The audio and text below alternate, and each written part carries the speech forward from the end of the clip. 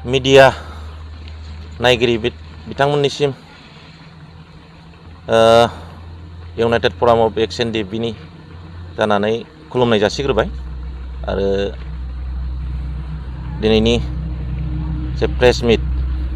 बे प्रेस मिटआव बाहागो लानो हानाय जोंनि United Forum of ex N D F नि लोगो आफादगिरि सायख्लं बसुमतारी बिथां आरो लोगो आफादगिरि नायस्रां औवारी बिथां आरो जोंनि गासै दैदेनगिरि बिथांमोना बेहाय दिनै थुबुर जादों आरो गिबियाव आं बयनिसिमबो गाहाम हामलायनायखौ जासिग्रोबाय जे जों दिनै मोनसे गोनांथार जे बाथ्राखौ लानानै जों दिनै मोनसे क्लियार मोनसे बाथ्राखौ बुंथिनो नागिरदों नोंथांमोननि मिडियानि थ्रुयै जे दाख्लै बावैसो जे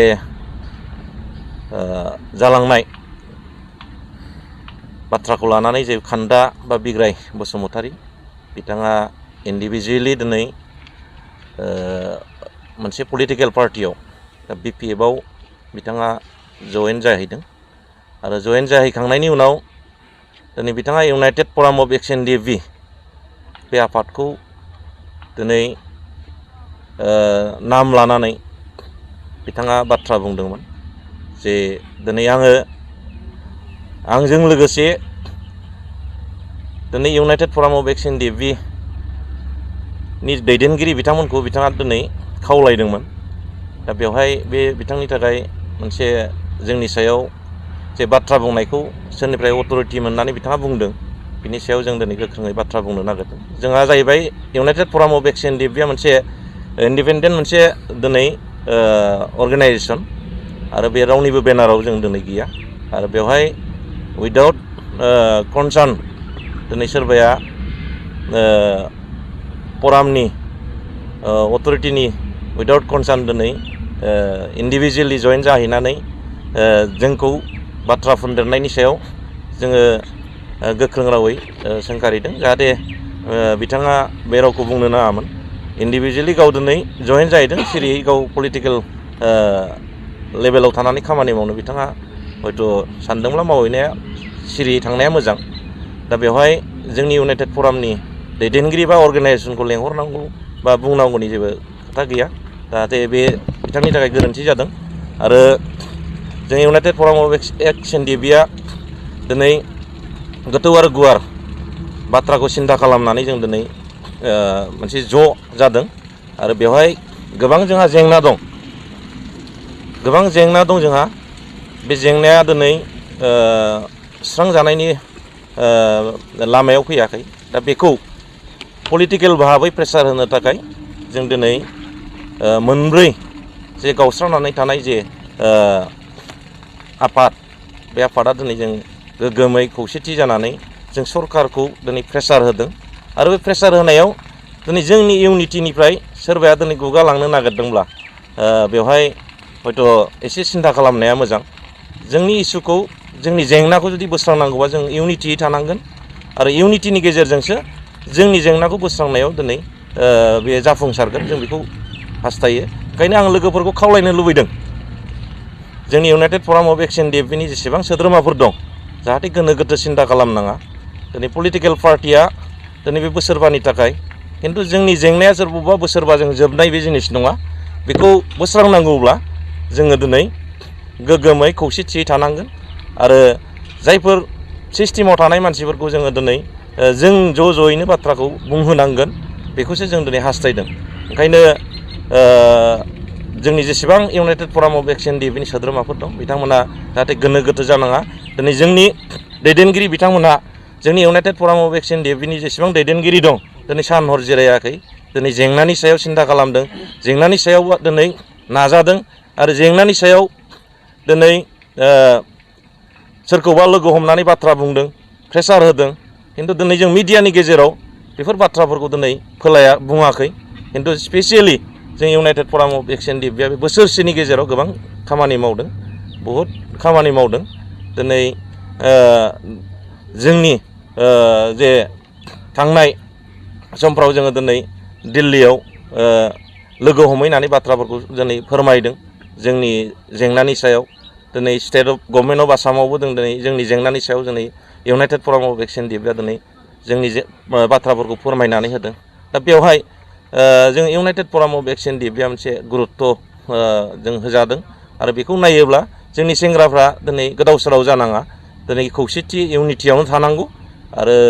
बबेबा मोनसे सोरनिबा प्रल'भन सोरनिबा मोनसे लब देखायनायाव जाहाथे इन्डिभिजुवेलि बाथ्राखौ सिन्था खालामनानै माने राजनितिकफ्राव जाहाथे बाहागो लाया माबा जइन जाया आं बेखौ खावलायदों। जोङो टाइम एन्ड सिटुएसना जेब्ला फैयो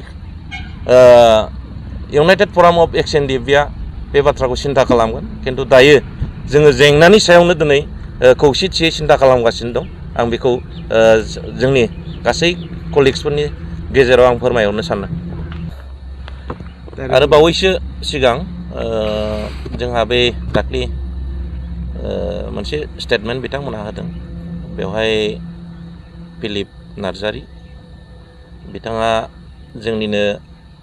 United Forum of ex N D F निनो चिरां जिल्लानि नेहाथारि आरो दिनै सासे बिबानगिरि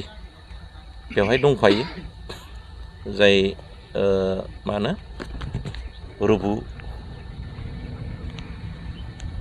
ब्रह्म बसुमतारी, रुबु बसुमतारी रेसन होनो बिथांखौ। दा बिथांमोना जोंनि United Forum of ex N D F नि उइदाउट कनसार्न उइदाउट दिनै साजेसन लायाजासे माखासे बिथिङाव प्रेस मिडियानि गेजेरजों बाथ्रा बुंदों। दा बेवहाय बिथांमोना बिदि बुंनो नाङामोन। फराम हिसाबै जोंनाव अथरिटि पार्सन दं, अथरिटिनाव कनसार्न लालायनानै बाथ्राफोरखौ क्लियार बुंनोबा हामगौमोन। दा बेनि सायाव जाहाथे नेक्स्ट बिथांमोना जाहाथे बे रोखोम मोनसे स्टेटमेन्टखौ होआ आं बेखौ खावलायबाय आरो। आनफर्चुनेटलि बै समाव मोनसे गोबां माने बेवहाय बाथ्रा हाबनानै दं। दा प्रग्रामखौ लादोंमोन, दिनै प्रग्रामा जुरिजेननाय समावनो मोनसे सरकारनिफ्राय मोनसे माबा होदों जोंखौ, माने होबथानाय डाइरेक्टलि होबथानाय होननायखौ जोङो मोनाखै, माने दसे सम नेथ' बे बाथ्राखौ बिथांमोना बुंदोंमोन। खिन्थु जों रिपिट बे खामानिखौ दिनै माने सम आरो थासारिया जोंखौ माने थोनाखिसै। दा जायनि थाखाय बेखौ जोङो दोनथ'नो गोनां जादों आरो। एक्सुवेलि बे ड्राग्स आरो एन्टि ससियेल जेखि एक्टिभिटिस बिनि सायावथ' United Forum of ex N D F आ गोख्रोङैनो मोनसे बाहागो लादों आरो बेखौ जोङो फोरमायहरनो सानदों जाहाथे बिनि सायाव दिनैसिमबो जिरायनाय गैया, जेराव लोगो मोन्दों बे हाबाखौ मावबाय थादों। आरो आङो रायजो राजाफोरनि गेजेराव मोनसे फोरमायनो सानदों जाहाथे बेखिनि ड्राग्स आरो एन्टि ससियेल बेनि बेलायाव जुदि सोरबाया दिनै मा होनो बेखौ रायजो राजानि गेजेराव जाहाथे माबा खालामनो हायाखैब्ला, दबथायनो हायाखैब्ला बेखौ जाहाथे जोंनि United Forum of ex N D F नि माबायाव जाहाथे बिथांमोना फोरमायहरनो हागोन। आरो बेवहाय जोङो मोनसे सावरायलायनायनि गेजेरजों जाहाथे इनिसिएटिभखौ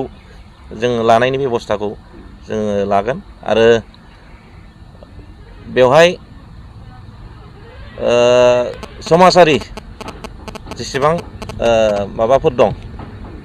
प्रब्लेमफोर दं, बेवहाय जोङो United Forum of ex N D F आ दिनै बाहागो लाबोदों। जेराव जे प्रब्लेम जादों बेहाय बाहागो लादों। लास्ट मोनसे कुइसन, एन डि एफ मुंख्लं न'खरफोरनियाव माने खौरां लानाय बा गिदिंनायनि मोनसे हाबाफारि लादोंमोन। दा बे खामानिया बेसेबांसिम मावफुंजादों? United Forum of ex N D F आ बे मोनसे डिसिसनखौ जों लानानै दोनदोंमोन आरो सम आरो थासारिया मोनसे माबायाव जोंखौ माने खाबुखौ होथ'वाखै। मानो होनोब्ला गिदिंनाय समाव जोङो माबा मोनसे बिथांमोननिसिम खौरां लाहैनायाव जोङो जोंनि फरामनिफ्राय माबा मोनसे एरेन्जमेन्ट जों खालामथ'नो हायाखै आरो माखासे बिथिङाव जोङो जोंनि अर्गानाइजेसनेलि माखासे मेटाराव जोङो दिनै बिजि जानानै दं।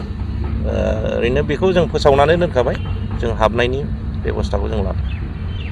एक्स एन डि एफ हिसाबै आथिखालाव दासिमबो फेक्सन हिसाबै दं नामा, जेरै आर डि एस बेफोरबायदि दासिमबो दङ नामा नोंथांमोननि गेजेराव? एक्सुवेलि बे बुस्थुखौ थांनाय जेनोखि United Forum of X NDFB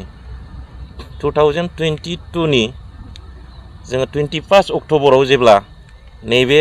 United Forum of एक्स एनडिएफबिखौ जेब्ला दादोंमोन दिनैसिम बोसोरसे जाबाय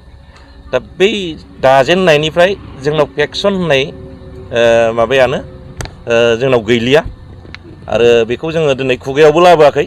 सोरबा आरडि फेक्सन सोरबा एस फेक्सन पि फेक्सन डि फेक्सन होननाय बाथ्राया जोंनि खुगायाव बै समनिफ्रायनो गैलिया दा जों मोनसे